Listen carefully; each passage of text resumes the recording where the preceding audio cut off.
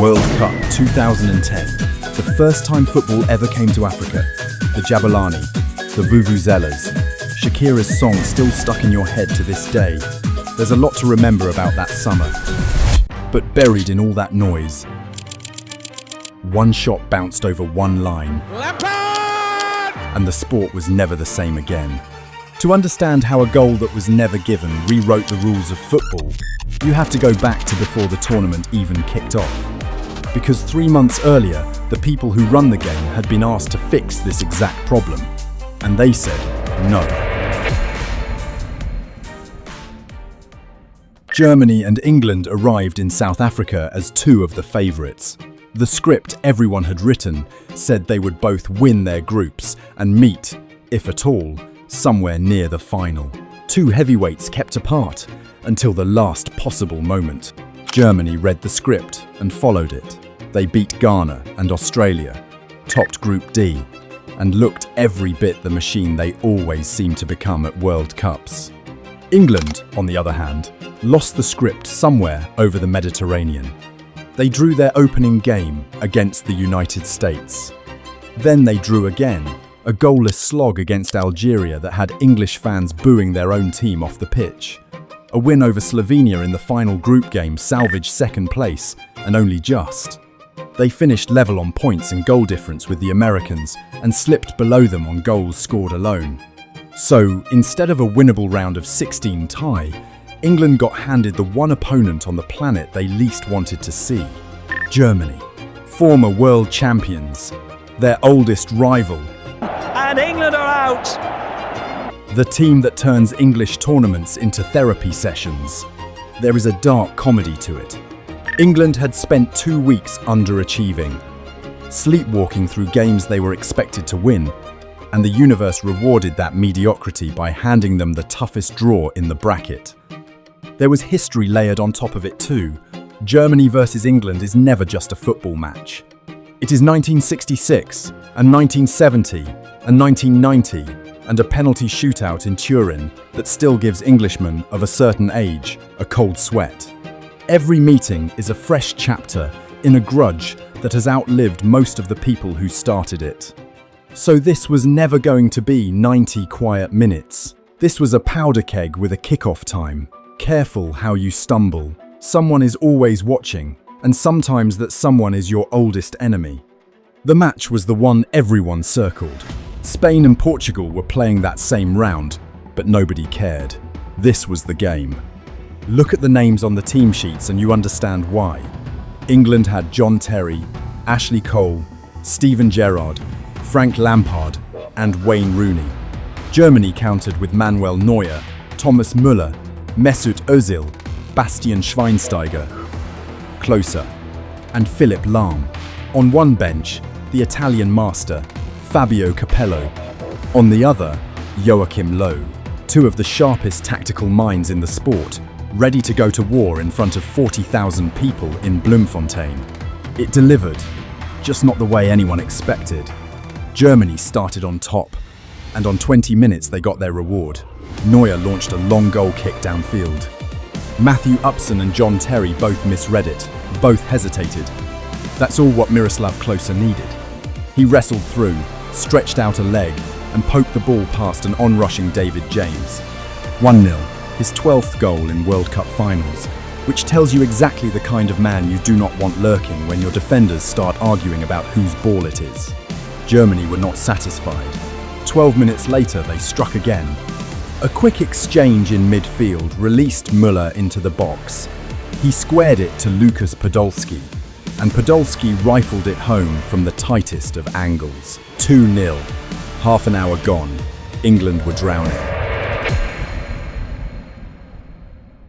And then, because football refuses to let a story stay simple, England remembered who they were. On 37 minutes, they won a corner and chose to take it short. 2 quick passes later, Gerrard whipped a cross into the box, and there was Upson, the same defender caught napping for the first goal, rising highest to bury a header past Neuer.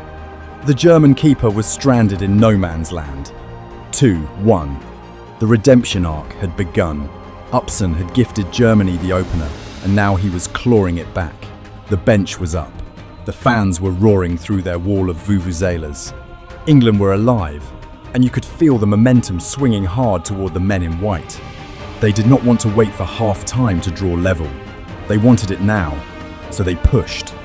And 2 minutes after pulling one back, they got exactly what they were chasing. At least they thought they did. Frank Lampard pounced on a loose ball that a German defender had failed to clear properly. From outside the 18-yard box, he lifted a looping shot toward goal. The ball sailed over Neuer's head, smacked off the underside of the crossbar, and dropped straight down. It landed a clear yard behind the line. Not close, not a matter of opinion. A full step inside the goal, the kind of bounce that ends arguments before they start.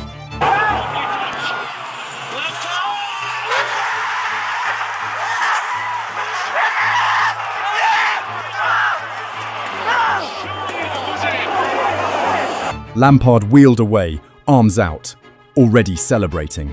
The English bench leapt up. Capello was beaming.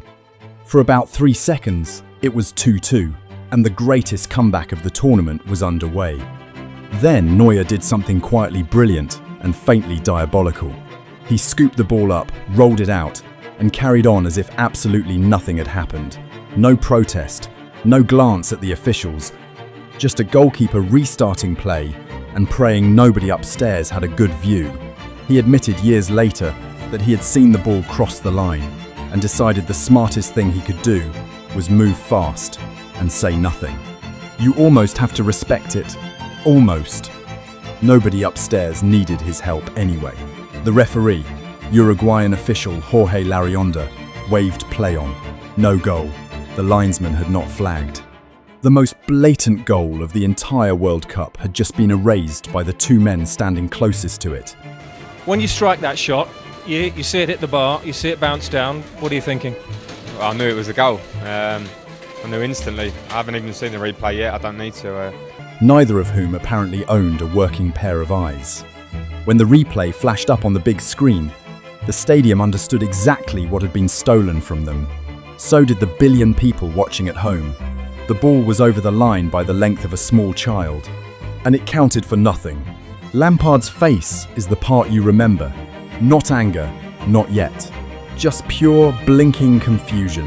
A man scanning the pitch for someone to confirm what his own eyes had already filed as a fact.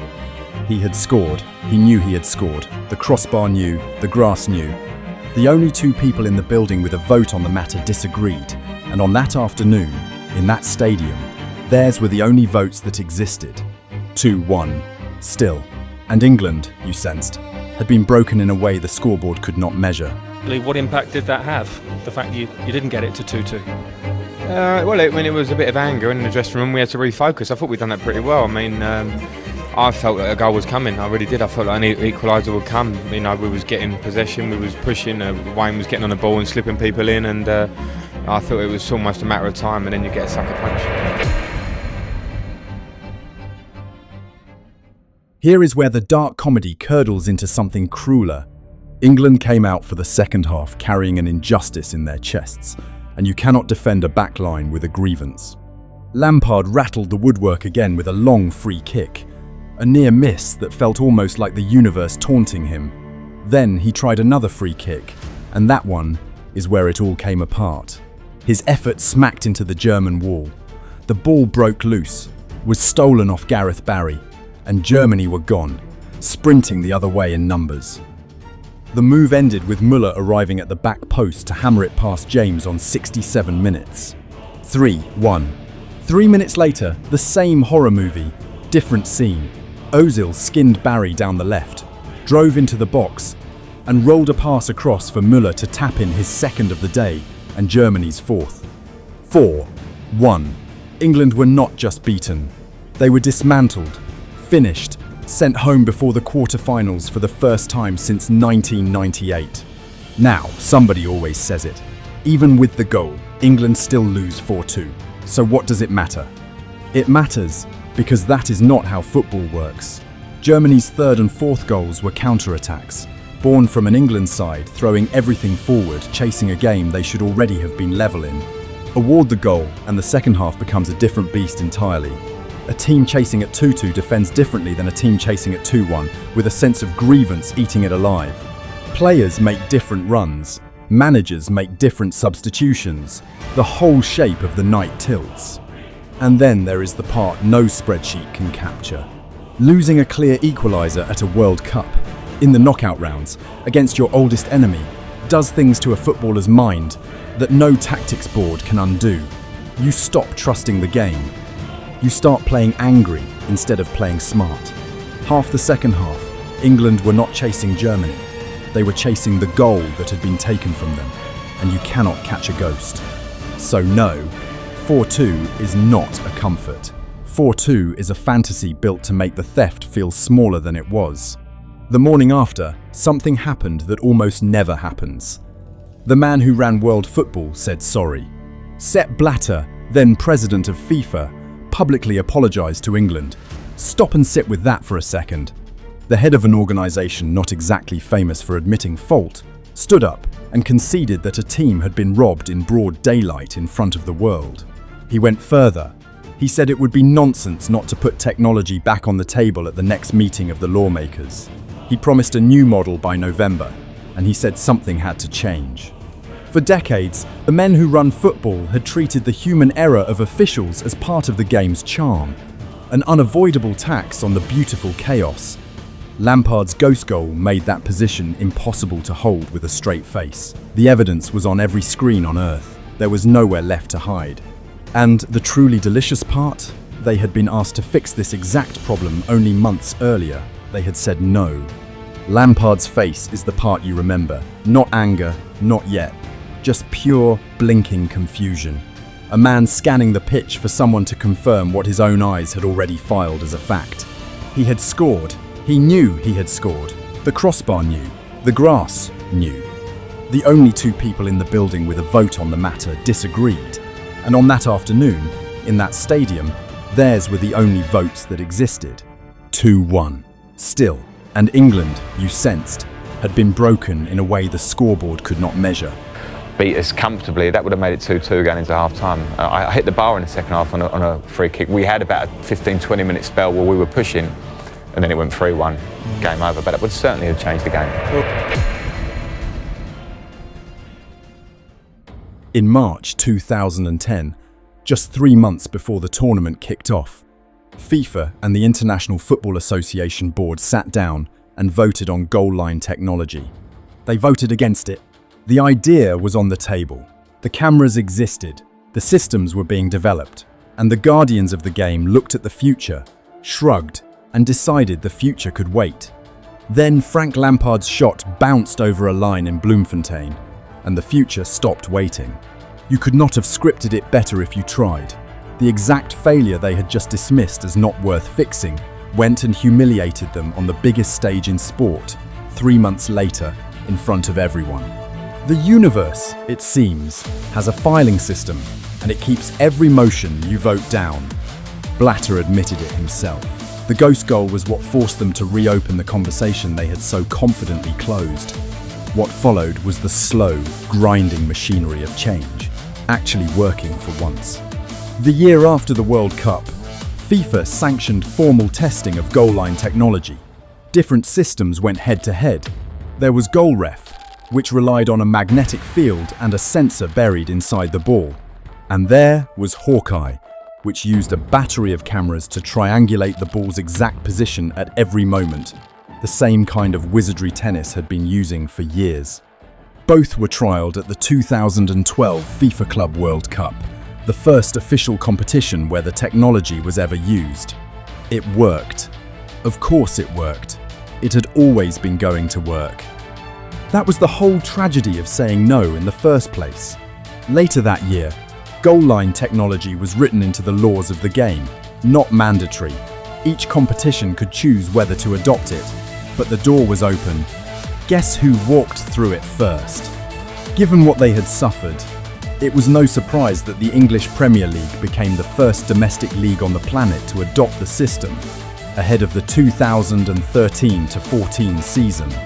The first goal in Premier League history confirmed by the technology came from Edin Dzeko for Manchester City against Cardiff City.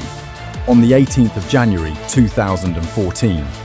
A quiet, little moment that traced a direct line back to a robbed Englishman 4 years earlier. The German Bundesliga and France's Ligue 1 followed for the 2015-16 season. The first World Cup to use it was Brazil 2014. And the big continental competitions, the Champions League, the Europa League, the Euros, the Copa America, all joined the wave in 2016. One controversial bounce in South Africa, and within 6 years the entire elite of world football had fallen into line. The same governing bodies that had voted the idea down in March 2010 were now writing it into the fabric of the sport, acting as though it had been their plan all along. Funny how a global humiliation can sharpen a committee's vision. Non-goal, eh? When Yeah, I go around the world, everyone goes, "Oh, that goal." What about the ones that actually went in? Well, it did go in. Well, it did. You know, it certainly went in, and it obviously changed the game for the better. I think nobody could argue that goal line technology has not been a fantastic thing wherever it's used now. And I was very aware at the time it got in. I saw it bounce. Yeah, as the ball bounced, I saw it bounce and bounce out. So. Very frustrating. Yeah, and it's very easy to draw a line over that game and say Germany absolutely, Almost the entire elite. Spain's La Liga, stubborn to the last, still refuses to use goal line technology to this day. And it has cost them. The league has stumbled into its own controversies over the years, including a 2024 Clásico between Barcelona and Real Madrid, where VAR could not find a clean angle to decide whether Lamine Yamal's effort had fully crossed the line. The exact nightmare goal line technology was built to kill, replaying itself in the biggest fixture in Spanish football, because somebody decided they knew better. Everywhere else, the lesson stuck. The same instinct that gave us goal line technology has since given us semi-automated offside, where the system flags a fractional offside in seconds, rather than leaving a linesman to guess.